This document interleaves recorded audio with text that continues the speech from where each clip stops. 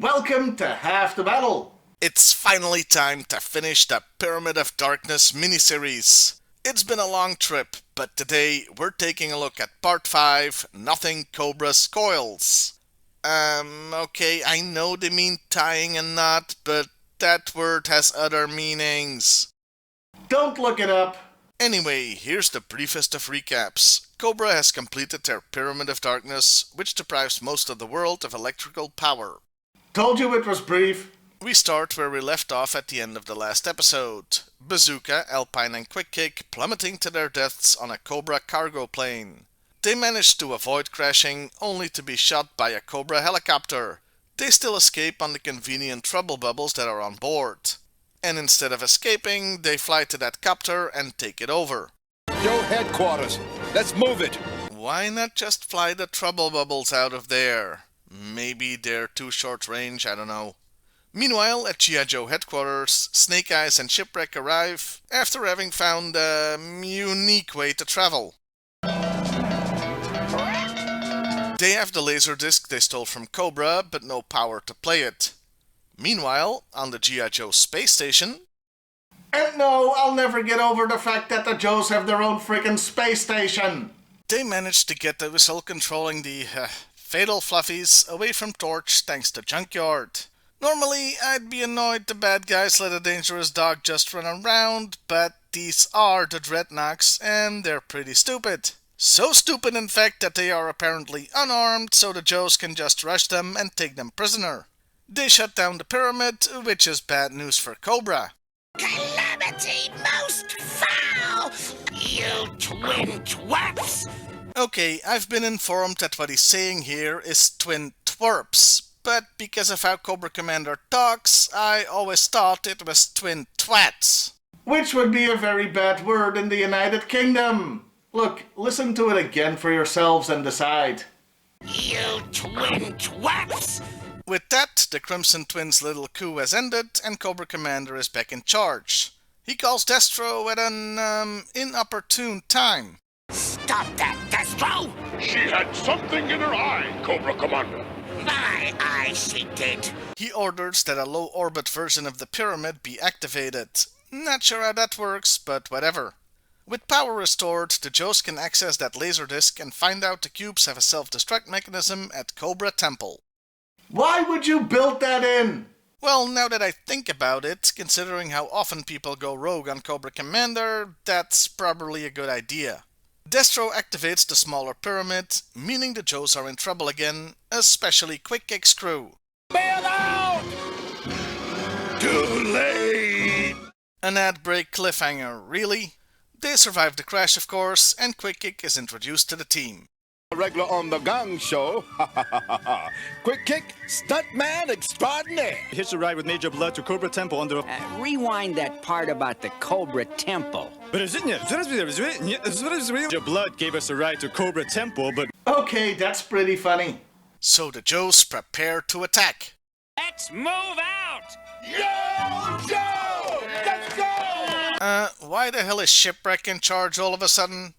The episode is at a halfway point, so that means the second half will be dedicated to a battle between the Joes and Cobra, which I think is pretty neat.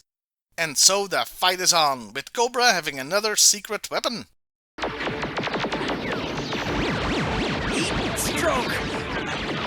No strength! Kinda weird they pull a secret weapon out of their ass at the last minute, but I can dig it.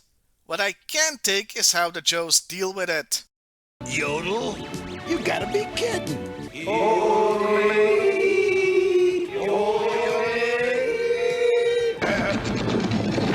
Look out!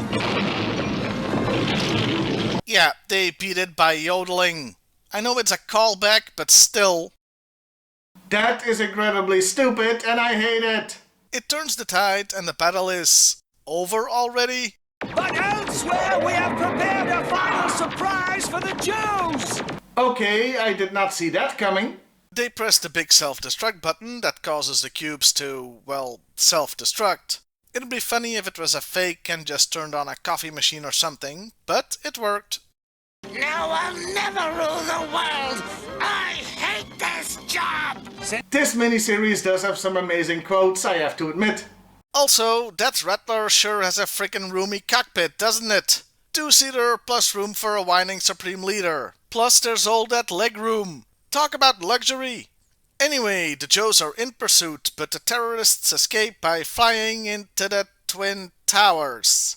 Yeah, in hindsight, maybe they shouldn't have based extensive enterprises on the World Trade Center. We shall soon activate a weapon which Will destroy our enemies completely. So that's 3 secret weapons in one miniseries. Nice to have redundancy, I suppose. Then the Twin Towers fall apart. Yikes. But it's to reveal that one is a giant rocket and the other the launch tower. Okay, question. How the hell did they manage to build that in the middle of a city without anybody noticing? And is this gonna give Elon Musk ideas? And who shows up? Satin, need a lift? I was genuinely shocked to see her coming back. It was a nice surprise. We switched to the space station where Zartan and the Dreadnoks managed to escape, finishing their part in the story with the Nox in a garbage spot and Zartan in an escape craft. We'll get you for this, Zartan! Yeah, that's assuming you don't burn up on re-entry. We don't get an explanation of how Taylor Swift got there, but she leads them to the cockpit where they fight the Commander and the twins. Well, the Commander doesn't fight as much as he gets his ass handed to him by Taylor, magnetizing his helmet to the control panel. The rocket does take off but is uncontrollable. The Swifties escape in trouble bubbles, making those things the MVPs for escape vehicles this episode. Also, for some reason, they don't appear to have guns. With the rocket out of control and the Joes about to blow it up, everything finally is all lost as the bad guys use an escape pod of their own. Quite a lot of that going on this episode, isn't it? And so the day is saved as the rocket explodes, the Joes celebrate, and Shipwreck gets a girlfriend. Yo, Shipwreck! It won't last. The bad guys end up in the world's most unconvincing disguises as they take a subway, bickering all the while. we should have taken control sooner. You had everything under control until you imbeciles got pretentious! The episode, and indeed the whole miniseries, ends with Flint inviting Lady J to dinner. And that was the Pyramid of Darkness. The final episode was great, though it did have more endings than The Lord of the Rings. Unlike the previous 2 miniseries, all the bad guys get away at the end, because they knew there was going to be a full cartoon series after it. I would have liked it better if the final battle had been longer, and one big thing, instead of the whole rocket thing though. As for the complete miniseries, Well, overall, I liked it well enough, though it was definitely the goofiest and most out there one of them all, thanks in no small part to the Fatal Fluffies, and, I'm going to say it one more time, the Joes having their own frickin' space station. I do like most of the humor in it, especially the stuff between the various members of Cobra. we're finally done.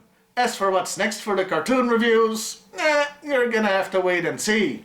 Well, I'll see you next time, everybody, and hey, why not like, share, and subscribe if that's your thing.